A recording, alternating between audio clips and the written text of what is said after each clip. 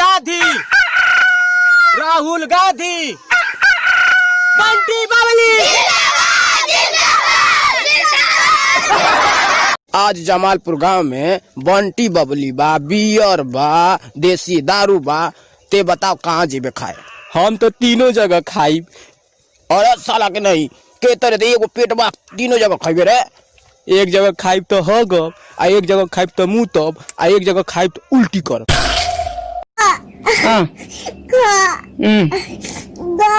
अनि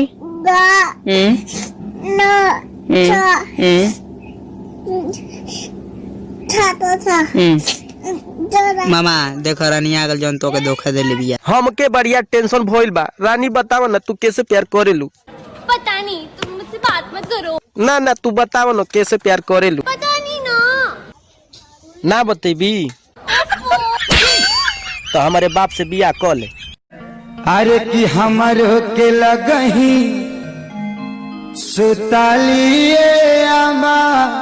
आई माई मत सुतइय, बिछौना पर मुत देवेला। तो हम कमाई, लेकिन ओकरा पहले हमरा एगो शर्त बा।